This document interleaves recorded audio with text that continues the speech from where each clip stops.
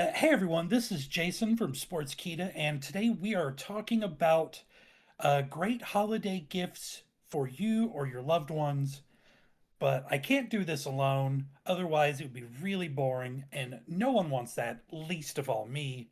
So I have brought in my best friend, Colton. Hi, everybody. My name is Colton. I'm a former games journalist. I've worked for MMO Huts for a number of years and a few other websites as well. Um, I'm glad to be here. I would call myself a bit of a gaming expert, and we're going to talk about some wonderful gift ideas for you or a loved one this holiday season. So we're going to break this down by category, talking about a couple of games per category and possibly some honorable mentions because there were just too many great games this year. Absolutely. There were a lot of options, and if we talked about every single game we cared about in every genre, then we would be here until next Christmas. So we're going to dive right in, and we're going to get to it with. We're going to start with multiplayer. There were a couple of really great multiplayer games, but personally, my favorite this year, as far as just like small group play, has to be Monster Hunter Wilds. I am a huge Monster Hunter fan, and Wilds is absolutely tremendous. There are people out there who would say, "Oh, Monster Hunter World," or "Oh, Monster Hunter 3, Freedom Unite with Maxos is the best one," but no, all those other Monster Hunters are great, but Wilds is the one you need to be playing. I love the updates. The monster selection's great. I also like a lot of the collabs they do with other Capcom IPs, Oh yeah, like Akuma. yeah, Street Fighter. Oh my gosh, yeah. Hmm. No, I'm a huge this game visually is super impressive. It runs phenomenally. At least I'm a console peasant, so it runs great for me. Me too. Like I've played it on PC, but I mostly played on PS5 Pro. Yeah, it's like I have the PS5. Why am I not gonna use it? Yeah. My We did oh no, go ahead. I was gonna say my PC is mostly a machine for another game on this list, so we'll talk about that later. But um, That's yeah, fair. no, Monster Hunter Wilds. If you're a fan of the Monster Hunter formula, is a must play. Or if you know someone who is, this would make a fantastic gift.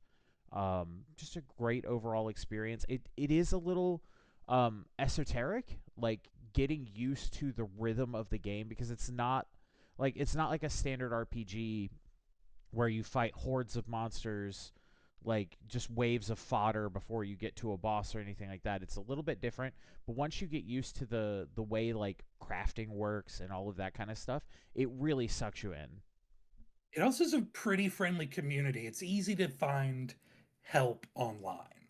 Absolutely. There are people all over.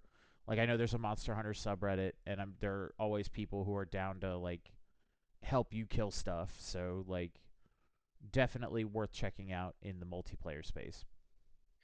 The next game I wanted to talk about is one I've admittedly there's a couple games on this list I haven't really played much of.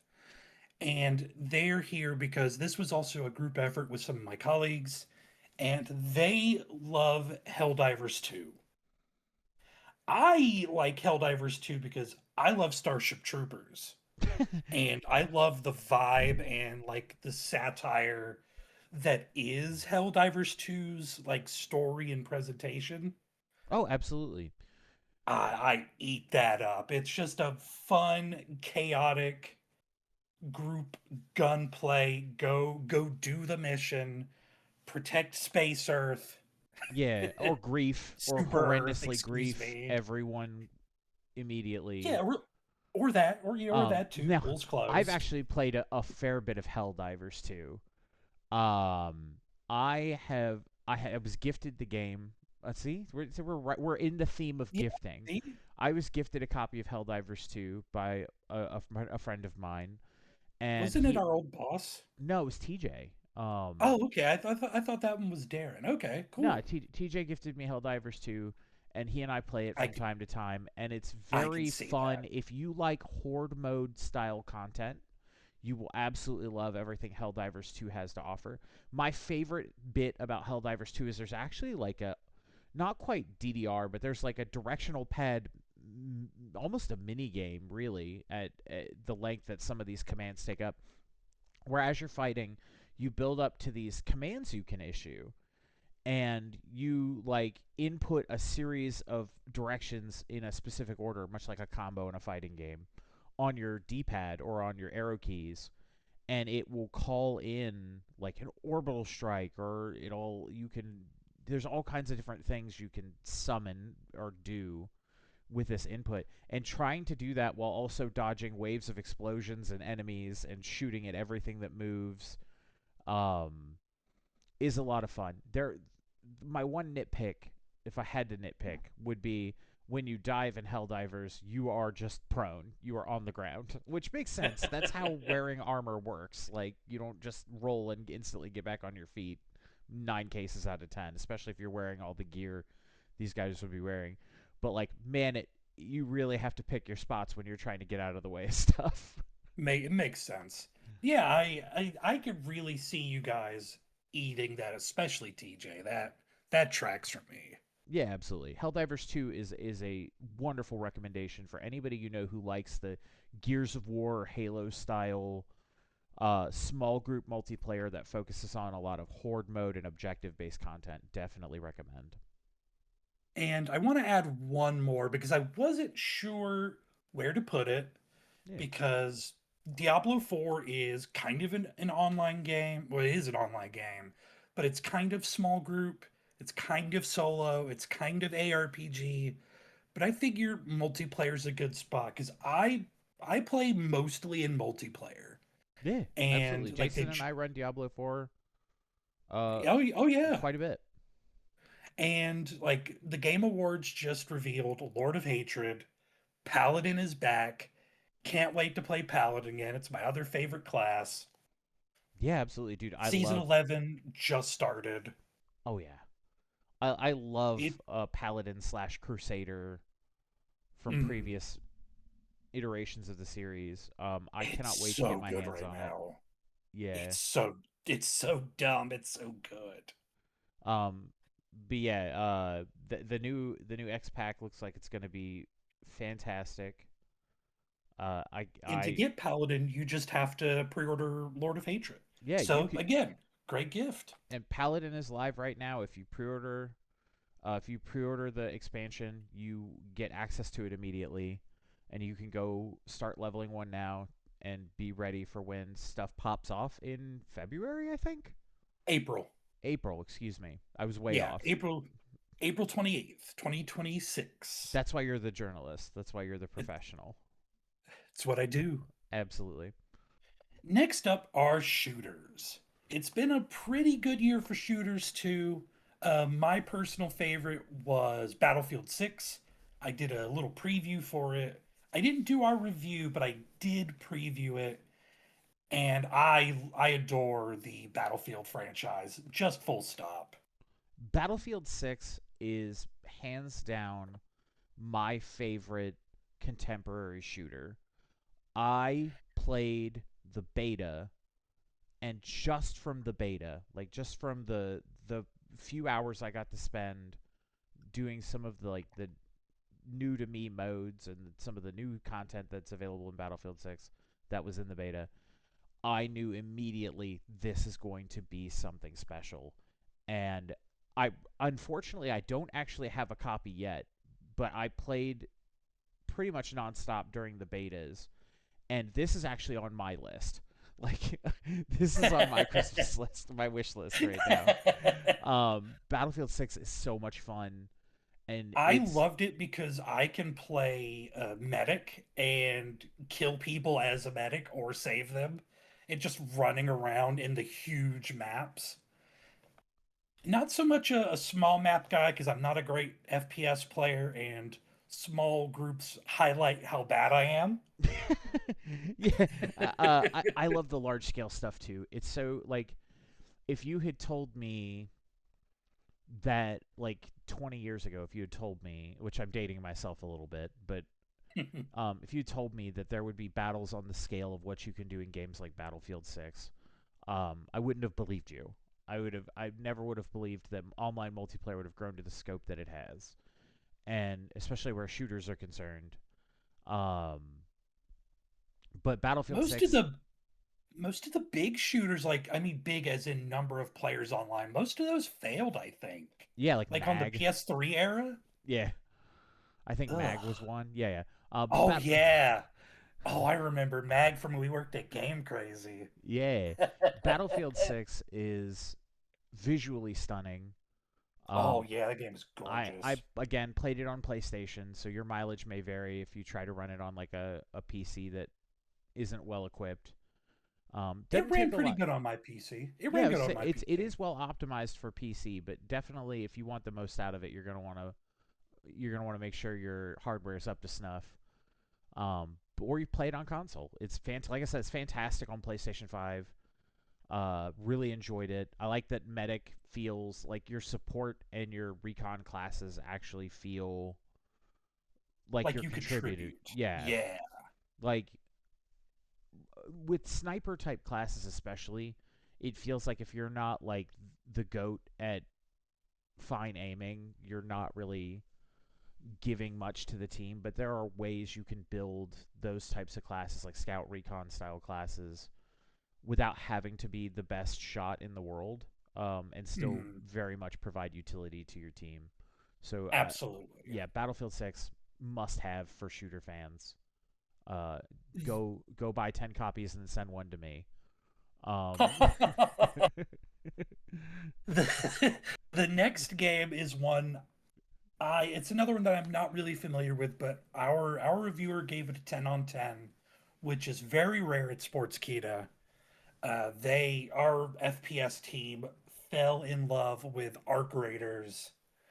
See, I'm not an extraction shooter fan, but I appreciate what it does. I appreciate the gorgeous immersive world.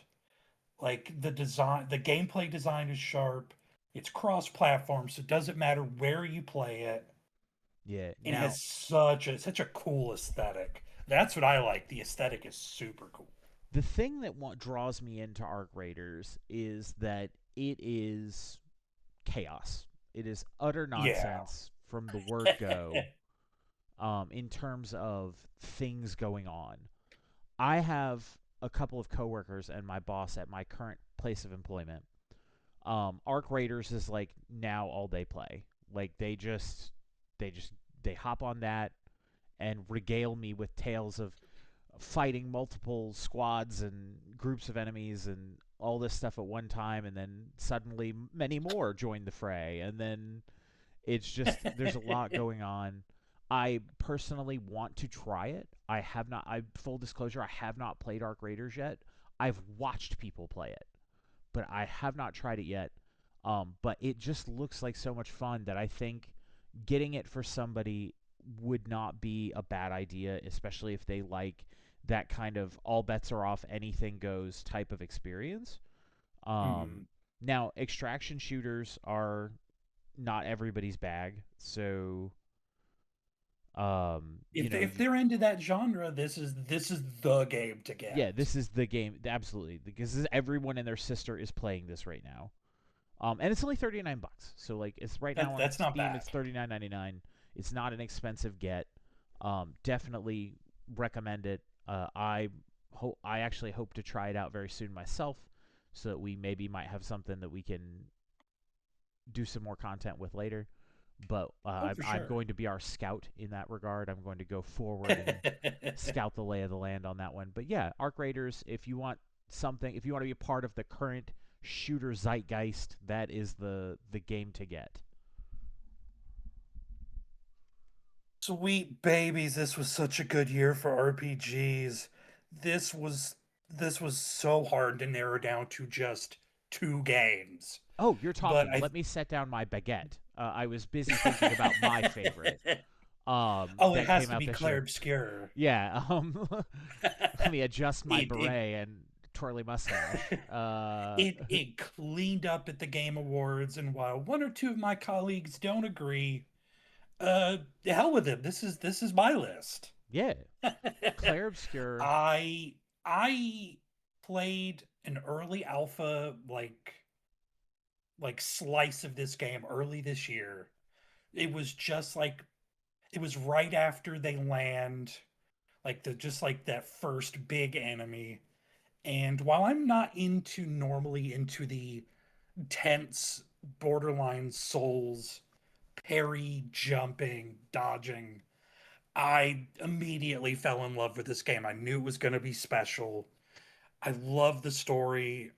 The visual. This one of the best soundtracks I've ever heard. The characters are memorable. Oh It's my got god, a hell of a hook. the story is incredible. Um, and for me, I'm not a Souls like guy, but I am an action game veteran. So like I adore things like where parrying and dodging are still important, but not maybe to the extent that like they would be in say like a Souls game.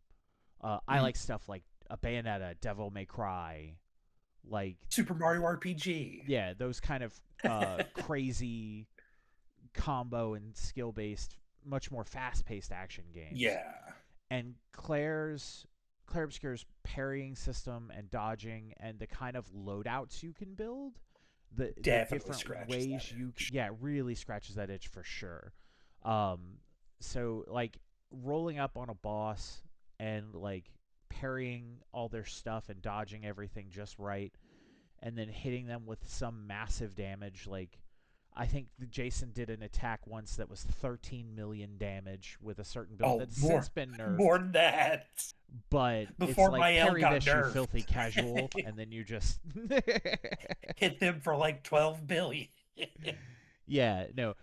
If you like the feel of classic RPGs that have very emotional stories, like I think of games like Lost Odyssey, um, Oh yes, this that very much is like Lost Odyssey.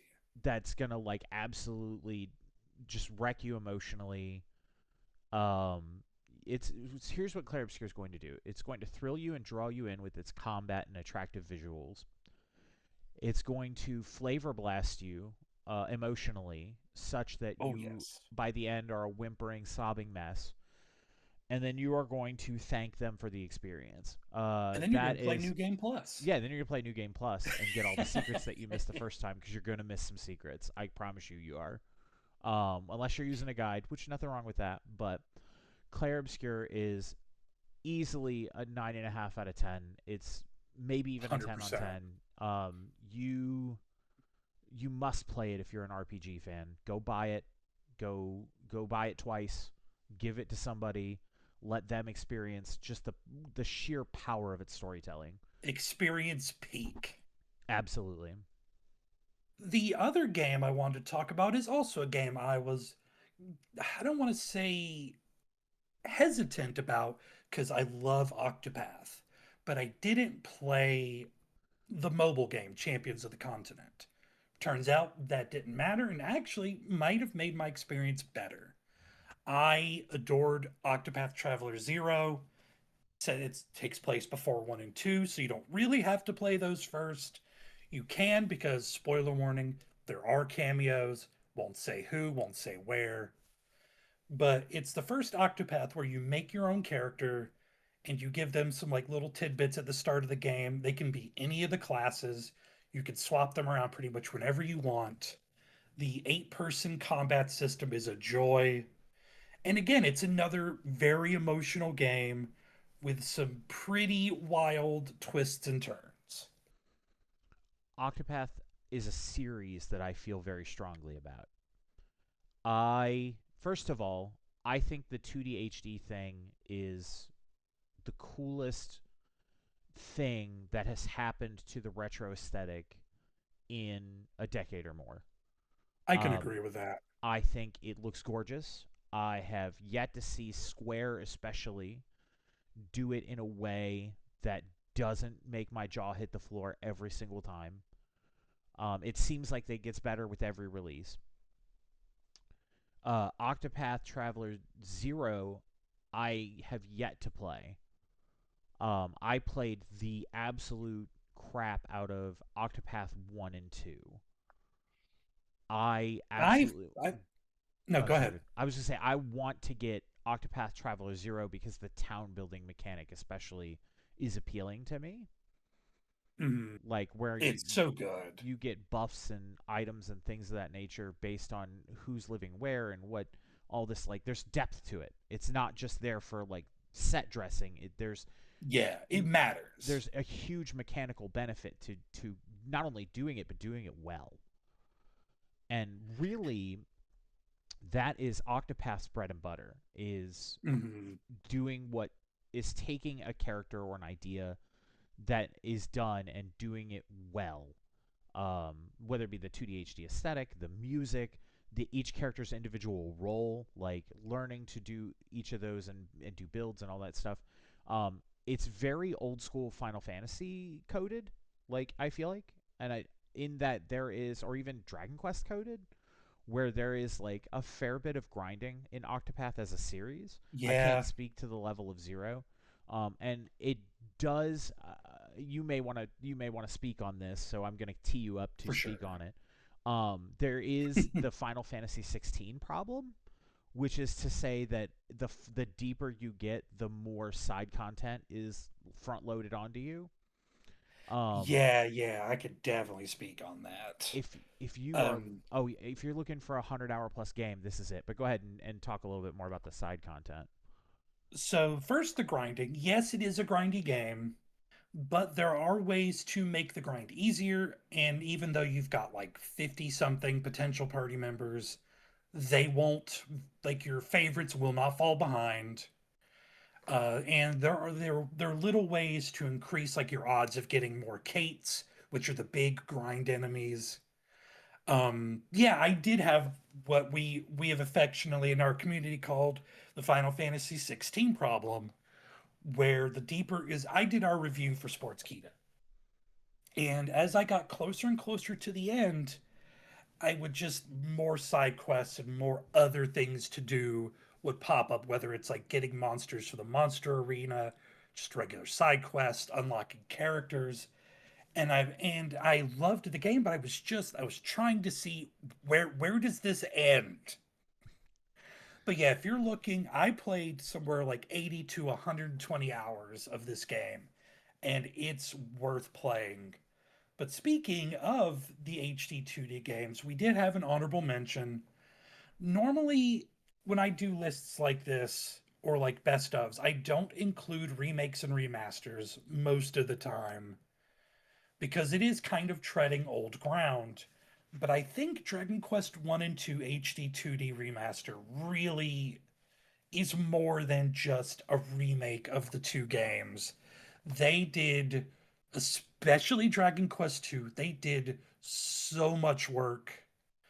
Like the additional mermaid stuff and all the new bosses and challenges. Oh, it's really close to being my game of the year. Games of the year. Absolutely. I have Dragon Quest 3 2D HD, Mhm. and that game blew me away. Which, if it is as good as it was or They is, are. then 1 and 2 is absolutely at the top of my list of things I want to play next. You did The watch them on the stream though, I did absolutely, but I want to because I did experience it. stream I them. want to I want to do it myself. And Yes. that is something that I think, if you want to give somebody a game that is going to last them like a while, that they're seriously going to get some time out of, I think Octopath Zero, and I think any of the DQ, the Erdrick trilogy of DQ Mhm. 2D HD Just get all games. three. Yeah, Get just all give them all three. three. And A Yeah, Square, while just you're do at it, it. I could use a copy of 1 and 2. Just while I kid. But um, yeah, no, absolutely wonderful gift ideas for the RPG lover in your life. Next up are action adventure games, action RPGs, things like that. And I wanted to highlight first another one of my absolute favorite games this year, Dynasty Warriors Origins. I reviewed it. I went to Koei Tecmo to play an early build. I got to interview the lead dev. It's and I'm a big lover of the Dynasty Warriors Romance of the Kingdoms franchise. It's how I got into the industry to start with. And I loved the approach of going back to, you have an original character, which threw some people off, but you can like briefly tag in like the big names like Cao Cao, etc. It's a huge game with lots of cool, lots all the like the big battles are there. There's fun side quests. They've got a big update coming where they're adding Lubu, or excuse me, they pronounced it Louis Boo in the game. I believe Dongzhuo, Diao Chan, and I believe there's someone else. I can't remember at the time, but it's a massive DLC they're dropping. If you love like the one versus thousand intense, carve your way through an army, fighting tremendous bosses, this this will easily give you 50 to 100 hours of gameplay also. Absolutely, yeah. I have been a Dynasty Warriors fan for a number of years. I My first was Dynasty Warriors 3 on the PlayStation 2. So that tells you a little bit. Hmm. Like, I was a late comer to the series. 3 is, there's a lot of them now. So the series was already a third of the way in at that point. But I've watched the series evolve, and Dynasty Warriors Origins is pretty dope. I feel like it is spurring them back to a return to form, because I know there have been one or two of the more recent entries that have not landed with everybody. And so I feel like Mm. Origins is uh, sort of what fans of the series are looking for. And like, It's righting the ship. It's putting us back on course. exactly. Speaking of great action RPGs or action adventure games, I also wanted to talk about Like a Dragon, Pirate Yakuza in Hawaii, because that's one of the few games I went out of my way really hard to get a platinum in. And I love Majima as a character. Some people think it's too silly. I don't know that I agree. I'm I going to think go it's on a the record. nice. I don't mean to Hmm? interrupt. I'm going to go on the record No. right now as saying, if you think Pirate Yakuza in Hawaii is too silly for a series that regularly features side quests about getting people toilet paper and beating up adult babies, um, tell me you've never played a Yakuza game without telling me you've never played a Yakuza game. I Uh, love Matthew Mercer in it. oh He my was god, he's great. so good. Colton was obsessed with this game for a hot minute. Yes, I also have the platinum trophy for this game, and that's not something I can say for every Yakuza game.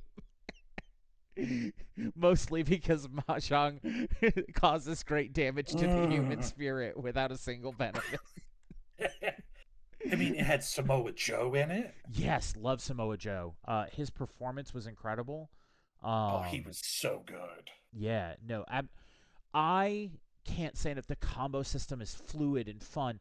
There's just the right amount of side content and sub stories and things to go find. And sailing the ship didn't give me seasickness, Same. which was very good. Oh, I was so happy. Yeah. So if you want something that you will never forget for a day in your life, just because of how off the wall and weird it can get, and at the same time be emotionally powerful and resonating, then Like a Dragon, Pirate Yakuza in Hawaii is absolutely should be at the top of your list. Agreed. Pirate Yakuza will give you tonal whiplash to the point that it breaks your neck, um, in the best way. So please go play it. And I also wanted to very briefly mention Ghost of Yote. It would have made the list, but I had the most frustrating control issue with this game where the game would just stop letting me move and then I would fall and die or something. But other than that, Erika Ishii was amazing in it. It's Absolutely. so good. It's a solid it's a solid addition to what has now, I guess, become a franchise. I love the first game. The combat is still sick. There's cool Story's alternate great. modes. Yeah, like oh yeah, the like the Samurai Champloo mode Yeah. where you get lo-fi hip hop beats to kill samurai too. Yeah, absolutely. No, I Ghost of Yote, and I really want to highlight um Erica's performance. For sure. Stellar work. Been a fan of I'm a very vocal fan of like Dropout and things like that. So Erica is somebody whose endeavors I've been keeping up with for a while now. Jason, same is true for Jason. True. And just absolutely knocked it out of the park. Just crushed it. The gameplay is fantastic. I gotta I know we've talked about it, but I gotta shout out lo-fi beats to Murder Feudal Lords 2. Um, Absolutely must have. I'm gonna say that a lot in this video, but that's the reason we're doing this video, Yeah, is that that's the whole point. these are games you must have, like, or somebody in your life needs to have them. Buy it for your grandma. Let her avenge all the wrongs that she's been dealt in her life. Next up are MMOs. The first one is and is not an MMO, but I couldn't find another place to put it, and it's a free game, and I cannot recommend it enough. I believe on PlayStation there's like a gift bundle you can gift people or buy for yourself, like a starter pack or something. But it's Where Winds Meet. It's a wuxia game set in the, I believe it's the Nine Kingdoms era. So it's not quite the later Han like with Romance Through Three Kingdoms, but it's got a similar sort of drama and story to it. It's incredibly fun. It's got a host of sick weapons like rope darts and fans and spears and cool swords. The combat is incredibly fluid. Like you can set up awesome combos between your regular attacks and your specials.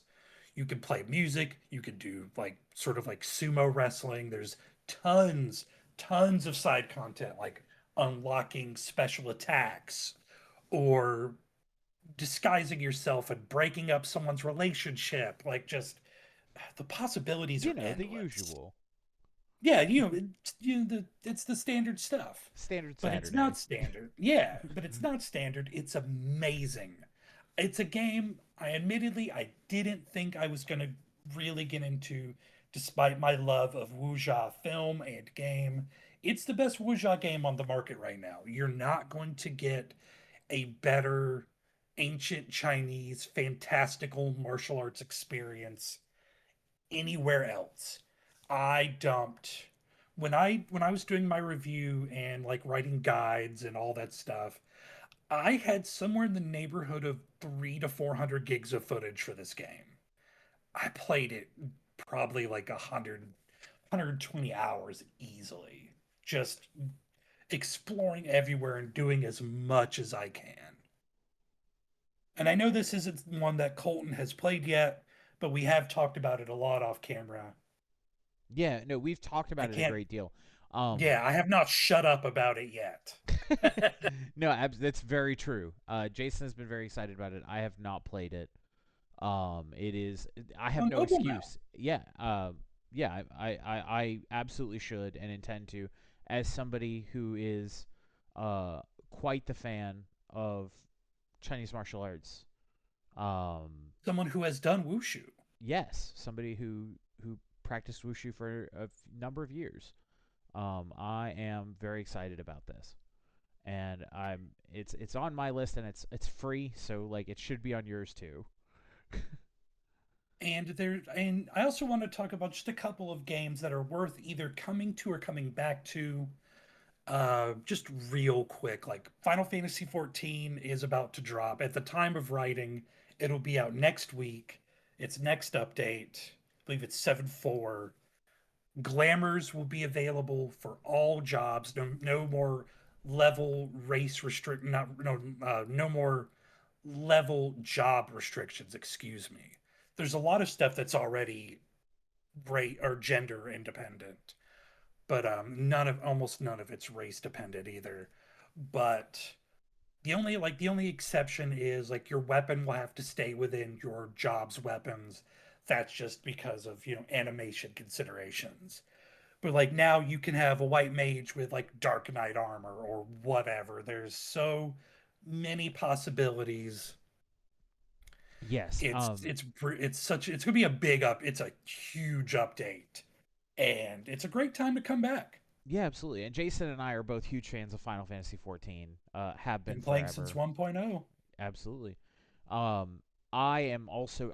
So excited about being able to mix and match job to Hmm. armor because like there are so many like paladin setups that I want to rock on my Viper. Uh, just to confuse people. If for nothing else. Um, It's gonna be great. dress for the job you want, not the job you have. Not the job you're equipped with. Yeah, exactly.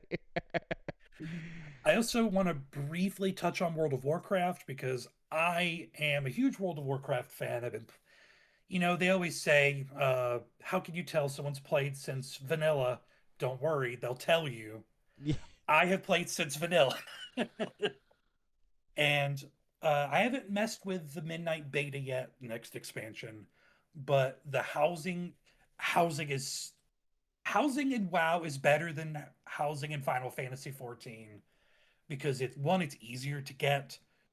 Two, you can have just a community of your guild and your friends, and you can make houses that fly. You can have like an airship house.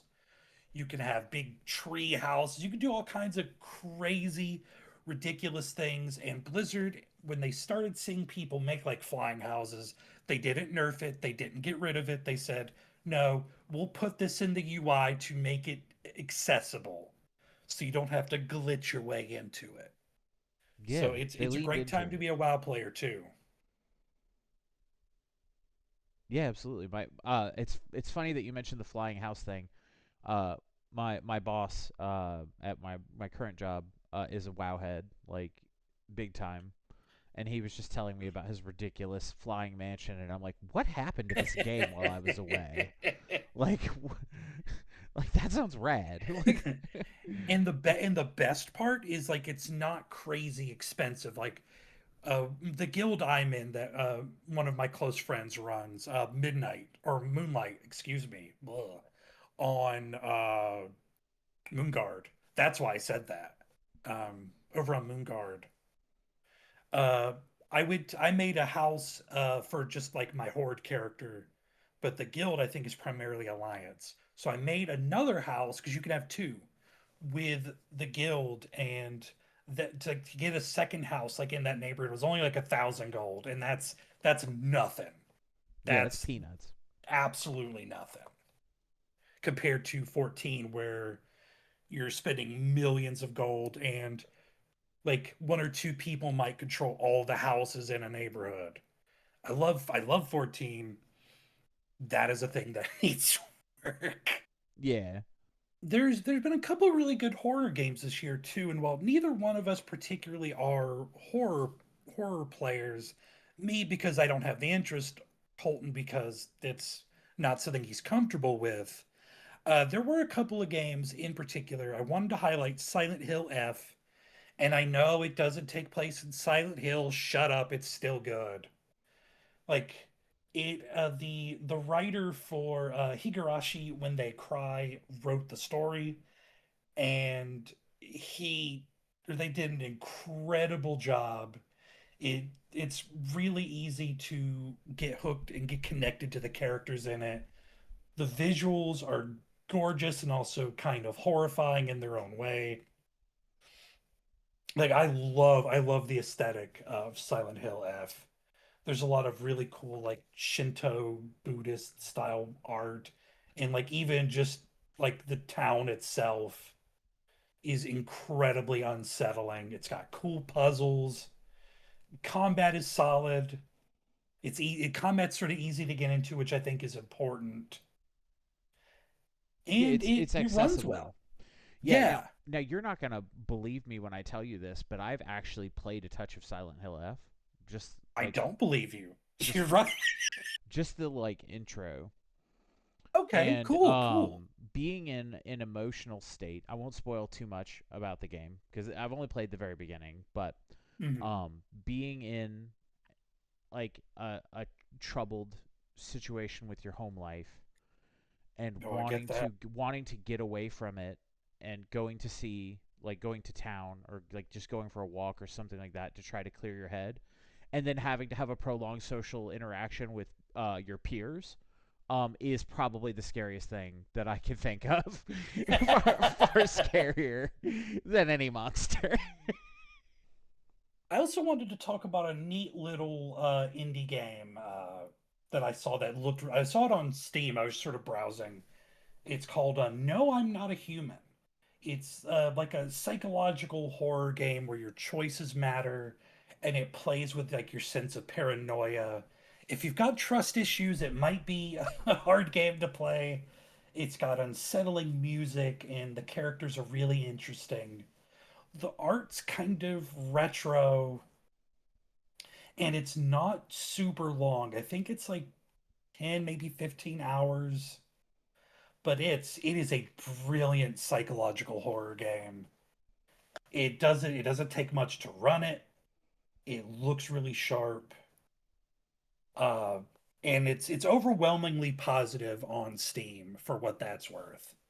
Up are indie games, and this has been, again, it's been a great year for indie games. In particular, my favorite, definitely Hades 2. I adored the first Hades. It just Hades 2 felt like it built and improved upon everything in the first one, from like the new weapon styles to Melinoe. I really liked her. Even the music, like the soundtrack's incredible with like the Scylla and the Sirens fight where Scylla and her band play music and talk trash about your character the whole time. They're beating your ass. I respect it. Fun fact about that fight, I learned this firsthand because audio is, as an audio guy, audio is something Mhm. that I pay a lot of attention to when I play a game. If as you kill the members of the band, depending on like what order you kill them in, their tracks drop out of the background. Well, that's so cool. So like if you murk the drummer first, the drums go out of like you lose the drums in the background music. Like That's such a nice touch. yeah, so pay close attention when you do that fight. Hades 2 is absolutely phenomenal.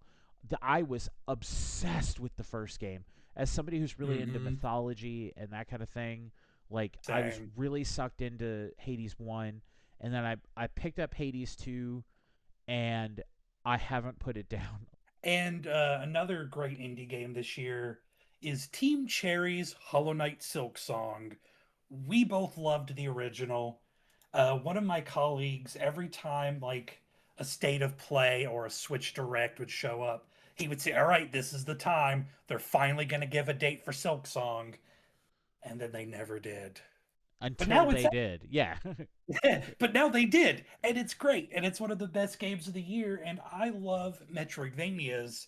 It's kind of like, I guess, like a Souls-like Metrovania, because the Hollow Knight games are hard. Now, I will warn you, if you are considering buying this game because of its art style or because of something like that, force because it's kind of it's hand drawn, it's cartoon It's 2D beautiful. visual style. It's very attractive to look at. Like it's very like you want to look at it more the more you look at it. Like it's got that visual charisma, to put it that way, as a wise man once said. Um, y- but if you're thinking of buying it for somebody younger or somebody who is difficulty averse, you may want to consider a different game. Hollow Knight This Silk game is Song is hard, harder than the original by a wide margin, and that game and beat my the ass. first one beat the ass of everybody I know who's like a Souls like guy or gal or non-binary pal. And this might be a section that confuses some people who don't actively go to the Sportskeeda Gaming vertical. Pokemon. Pokemon is a category because The Pokemon manager said so, and it's a big part of our website. So we're including Pokemon separately. We're not Nintendo shills. If anything, I'm a Square Enix shill. Get it Yes, right. absolutely. Pokemon, But that noted game genre, Pokemon. yes. Uh, But I loved the more action approach to combat and catching Pokemon. I like the story a lot. And while there are complaints like the city is kind of bland looking, I love the amount of megas. Some megas are better than others. Gengar. Uh, I like the characters you meet are all really cool, and I liked the mega battles, or the road to mega battles, more than I've liked a lot of approaches they've done with that style of like elite enemy gameplay. I also wanted to talk about Pokemon TCG for mobile yeah, absolutely. because we both grew up playing the Pokemon card game, and though I sort of fell off shortly after like the Team Rocket expansion, because I'm from the 90s. I love the card game. I periodically come back and play it because I cover a lot of card games at Sportskeeda, like Pokemon occasionally, Magic, Yu-Gi-Oh!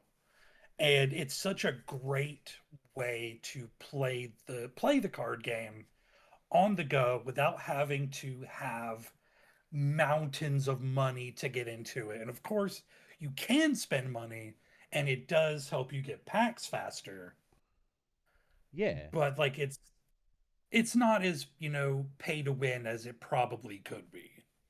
No, and it is worth noting as somebody who is well versed in the Pokemon card game and has played a fair amount of Pokemon TCG Pocket for mobile. It is a slightly more simplified version of the card game. Yes, it is simplified for sure. It is a little bit stripped down, but it hasn't lost that edge that makes Pokemon TCG exciting. That makes it Um, different from the other card yeah, games. you can still do. There's still some pretty cool combos and like setups and different things that you can do that will give you an edge, and you don't have to spend a ton of money to get really good cards because the packs are constantly throwing super cool rares. And I'm a sucker for a full art card, and Me there's too. there's a bunch of them that you can get, uh, and it's you get packs every day, like I think, or just about. Every time a new set comes out, our Pokemon group in WhatsApp just blows up with people showing off their god packs or awesome full art foils they pick. And I just sit there and get mad because I didn't draw any of them. Well, this has been a lot of fun, and we have helped you find something for yourself or for your loved ones. But make sure to stay tuned to sportskeeda.com for all your gaming needs. And why not twitch.tv/the bottom tier, where we stream every day. Yes, shameless self promotion. I want to take just a Yes, second to thank Sportskeeda for having me. It's been a pleasure. Go get some cool games for yourself and your loved ones. Stay safe this holiday season, and we will see you next time right here. I'm bottom tier.